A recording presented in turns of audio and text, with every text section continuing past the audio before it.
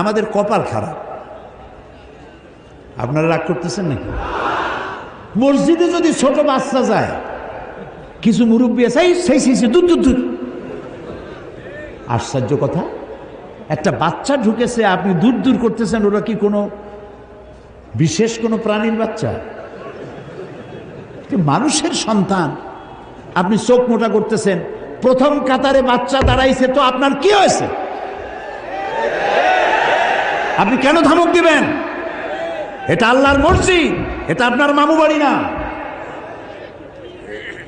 বাচ্চা ছেলেটাকে আদর করেন, একটা কোনায় জায়গা করে দেন। তার বাপ বা চাচা যার সাথে আসছে, বাচ্চাটা নিয়ে এক কোনায় গিয়ে দাঁড়াবে।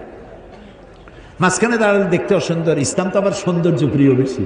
আল্লাহ নিজে সুন্দর, সুন্দরকে তিনি ভালোবাসেন। দেখেন না, লাইন সোজা হতে হবে। নামাজ পড়বো যেমনি খুশি সামনে দাঁড়াই নিতে হয় না। কাতার সোজা করা কি সুন্নত? নফল, ওয়াজিব। যার কারণে কাতার বাঁকা হবে, পুরো কাতারের জন্য আল্লাহর দরবারে তাকে দায়ী হতে হবে। এটি হলো ডিসিপ্লিন। ডিসিপ্লিন, সৌন্দর্য প্রিয়তা। নামাজ পড়বেন অক্ত মতো। আপনার প্লেন ছাড়বে বলে আপনি নামাজ, জোহরের নামাজ 12টার সময় পড়ে যাবেন, ট্রেন ছাড়বে আসরের নামাজ 3টার সময় পড়বেন, তা হবে না।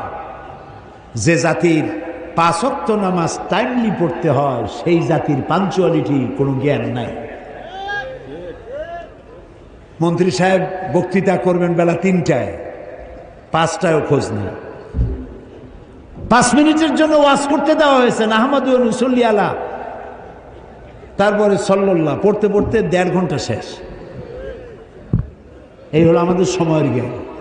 9টার ট্রেন কয়টায় আসবে?